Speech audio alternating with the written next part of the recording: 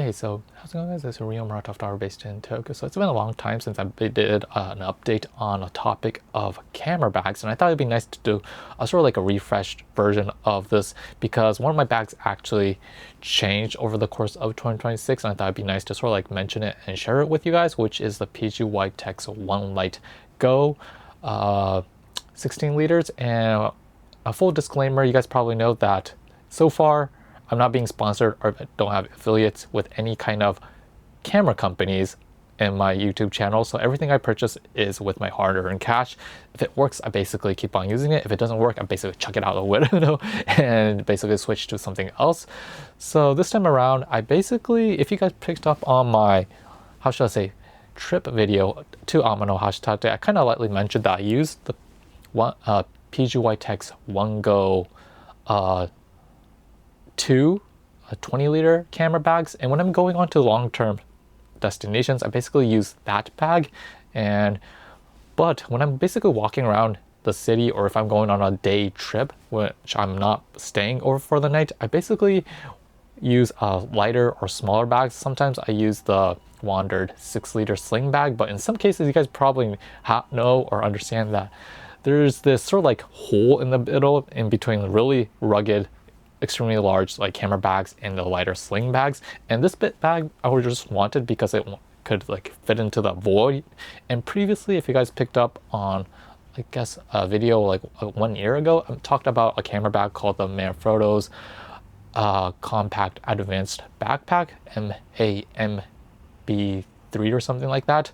And that was basically the bag that basically filled that void. However, fast forward to 2026, I realized that that bag had a little too less of a, in terms of capacity wise, and I wanted to stuff in more stuff, but I realized that there was a limitation to that bag and the Manfrotto bag, and basically purchased the Pgytech One Go Lite bag, which is the 16-liter if I'm right. And I thought it'd be nice to sort of like mention it on my channel, and also in addition to that, sort of like talk about what I have in here, so to give you guys an idea what it can fit. And yeah, hopefully this video is not too long, but yeah, let's get into it. So a recap for you guys, a Pgytech is basically a camera bag, and they make camera straps if I'm right. The One Go Lite, when it first came out, if I'm right, it only came into 2 configurations or in sizes actually. It came in 16 liters and 22 liters if I'm right. And right now I think they have a 12-liter, but I basically have the 16 liters because you guys probably know my main camera bag is already 20 liters, so it did not make any sense to sort of like purchase another 20-liter bag, so I went with the 16 liters. And one of the, I guess, main reasons why I purchased this bag in particular is, you guys probably know my main camera is my Fuji GW690 Mark III 6x9 medium format camera, and that camera has to fit. That is basically my #1 priority, and this bag actually fits. I'll stick in a BTS for you guys. It actually fits really nice because you guys probably know rangefinder medium format cameras have a high you need to have this like clearance, or else it won't fit. This bag actually fits. In addition to that, unlike my previous bag, my Manfrotto bag, which only fit that camera, this, on the other hand, you can fit a GW690 Mark III, and also on top of that, in the same compartment or right beside it, you can basically stick in a Nikon F3, which is like really spectacular in my mind, along with the straps that I currently use, which is Peak Design. But that's like one area to mention about this bag.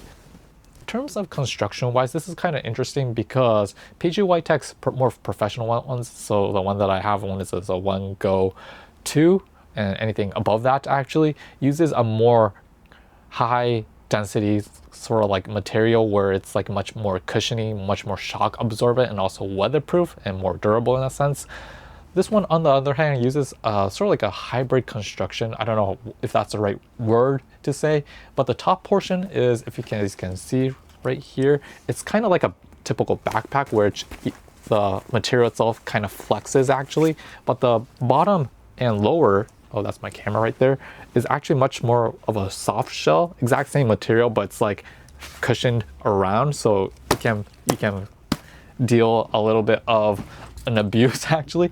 And at the same time, the bottom portion is already fully flat and it's kind of like soft shell, so actually sits when you put it on the ground. And that's another reason why I actually purchased this bag. I wanted a bag that, because sometimes I basically have to put it onto the ground, I don't want a backpack that falls over when you're like unloading your stuff, or if you're like putting or taking out cameras from the bag. So that was actually one of the areas that I wanted a bag to have as a functionality. It's like really simple. There's not much to talk about. So in addition to that, I'll talk about like what I have on the top compartment of this bag. But when you actually open up, or I basically had it on my couch actually, I'll actually go in a list of what I have when I'm actually going out to shoot in the wild. So there I have a sort of like a pouch which has a sort of like a small blower and SD cards, because you guys probably know I have to shoot video for you guys, and for the video I basically use the DJI's Pocket 3, which has SD cards, micro SDs. So I basically have to like carry like backups if it fails, you know. So that's like one of the things that I carry around. And along with that, within this bag in the top compartment, I also have a light meter from Sekonic, the LS308 with the case actually. So I basically carry that when I'm going around, because the GW690 does not have a light meter, and I normally use Sekonic light meters in most cases. So I have that. Medications, you never know when you have a headache, so I basically carry medications for precautions and stuff like that. And also I also have a pouch that I basically use to stick in my film stocks actually.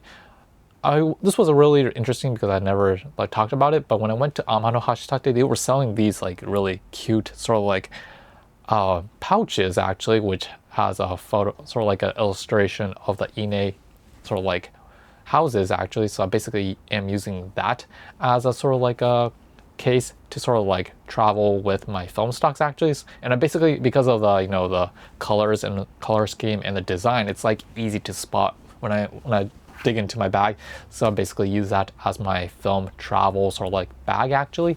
Okay, so because I have to like shoot video for you guys, I always have to carry a camera, which is a DJI Pocket 3, which I'm using more frequently. And along with that, if you guys own or know about that camera, there's like so many accessories that you had to bring along with that journey, such as ND filters, cases, extra charger batteries and stuff like that. So I basically have that all in here in the top compartment of the bag.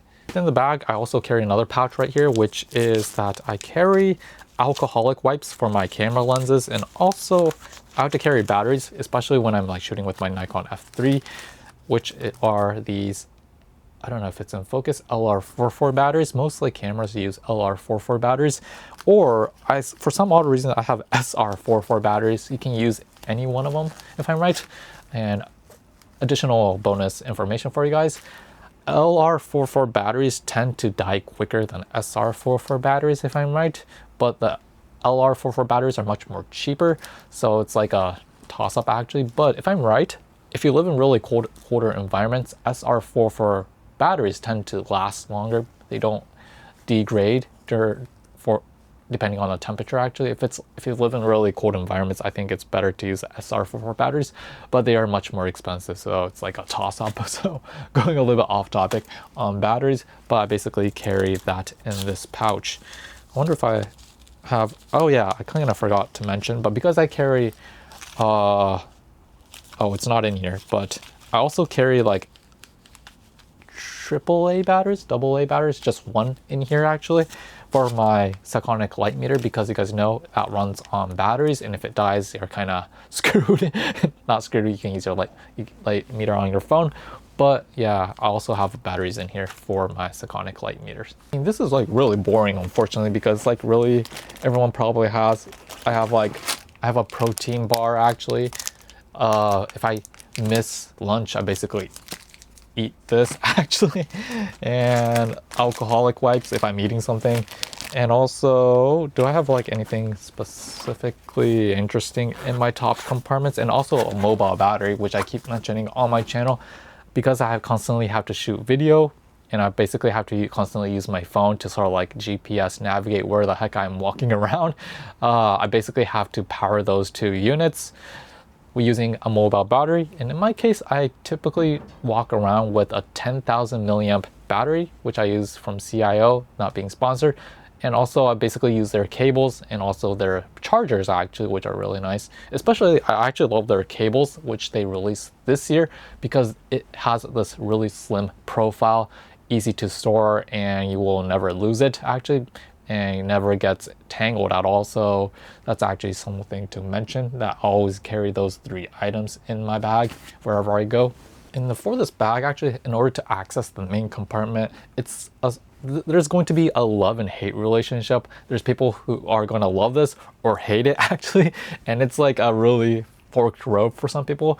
But you basically have to open it in a sort of like on the shorter side, there's 2 zippers, and you basically unzip and you basically access the whole bag of itself. I'll stick in a BTS, and in my case, you guys probably know, when I get onto locations, I basically open it once and take out my main camera and basically close it, and I don't like reopen it until the end of the shoot actually.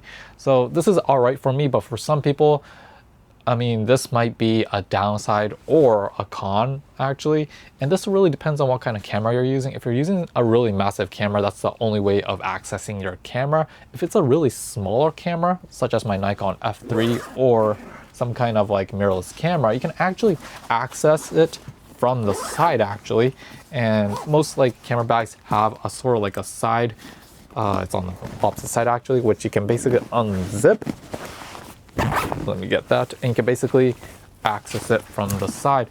But because, like I said, my main camera is my GW690, it's too like tall so that I can't pull it out from the side, so I basically have to like remove it from the back side actually. So if you have like a Nikon F3 or anything smaller than that, or my X-T5 mirrorless camera without a battery grip, you can actually access it from the side.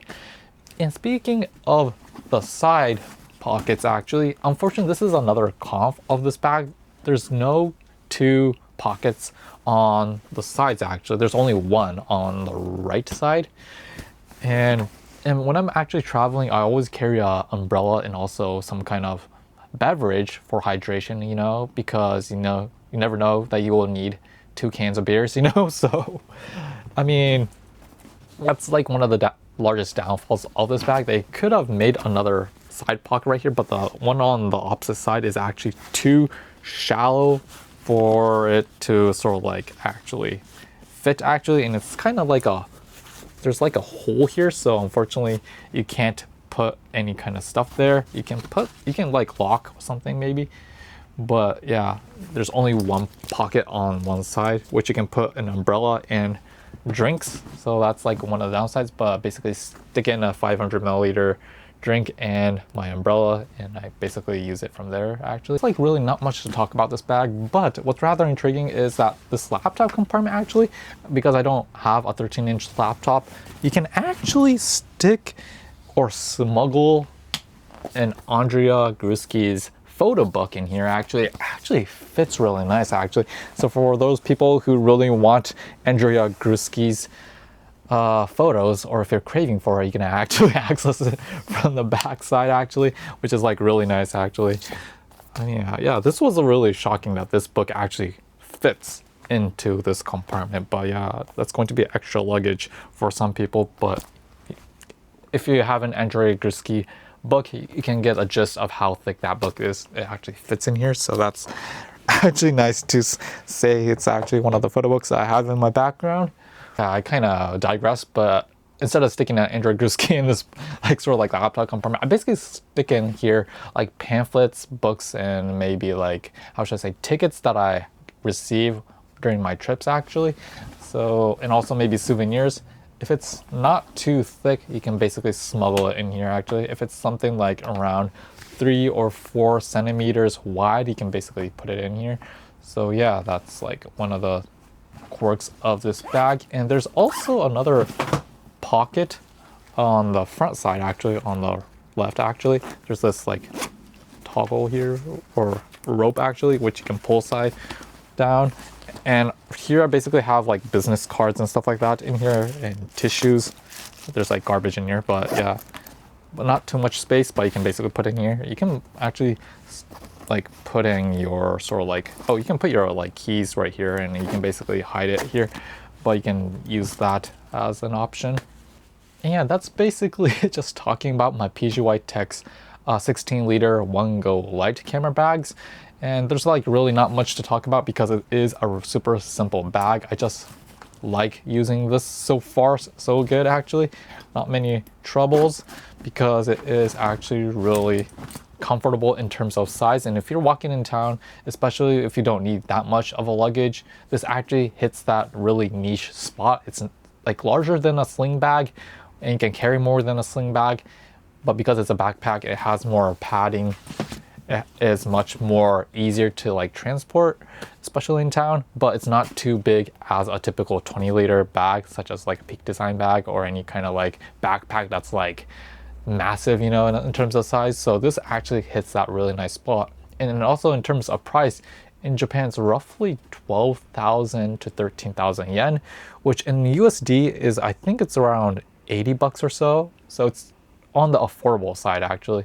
And in terms of pricing, this was something I realized after like researching about this bag in sites in North America, especially on B&H, is that this might be a tip for some people who are traveling to Japan, especially if you're thinking of purchasing a PGYtech bag or accessories. The pricing in Japan is actually much more cheaper than North America. I was like comparing the prices, but especially the 16-liter bag is like 2,000 yen or maybe 3,000 yen cheaper to purchase in Japan than in North America. But I'm not sure if you guys get some kind of sale on this bag, but it's kind of more cheaper to purchase PGYtech products in Japan. So that's like one advice I can make if you're thinking of purchasing it. I wouldn't recommend their like straps, unfortunately, because Peak Design actually like blows everyone out of the water, unfortunately, in terms of like really easily removable like straps. So I basically use that. Unfortunately, I don't like PGYtech's like straps. It doesn't work, unfortunately, in my taste. But bag wise, they are getting really better compared to the first iterations. When I first used their bags, they were complete horrible like bags.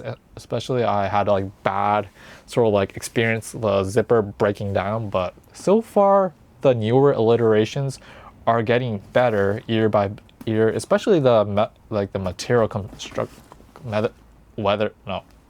the material composition that they're using. I don't know if it's like Cordura or something like that, but it is pretty well durable and it repels water. So yeah, that's basically it. Just a rundown. I was just talking about my update of one of my camera bags that I'm using as of 2026, which is the PGYtech One Go Lite 16 liters. I was kind of skeptical about the 22 liters because when you go beyond 20 liters in terms of the capacity of a bag, it seems a little bit worrisome to carry a lot of equipment in this type of sort of like composition type of like material actually. So that's why I basically use for the harder, more extreme, I guess, scenarios, or if you're going to a location that you can't predict the weather, I use something like the One Go series. But if it's just casually just walking around town, the Lite series is actually much a better choice in that opinion. So yeah, that's basically just talking about my camera bags as of 2026. If you have any questions, or I'd love to hear from you guys, if you have any updates or if you like changed camera bags. And I kind of forgot to mention that the One Go 2 bag, which I basically used on my Amano Hashitake trip, I basically replaced that with the Wandrd 31-liter bag, which I wanted to try it once, but it was too heavy. And that's actually one of the priorities that I try to look for when I'm looking for a bag. If it's something that's not too heavy, not too cumbersome, I basically keep on using it. If not, I basically switch for one for the other. So yeah, that's basically just talking about my camera bags. Hope you guys enjoyed this video, and I'd love to hear from you guys what kind of purchases that you guys made in terms of camera bags. And yeah, we'll see you next time. Peace out.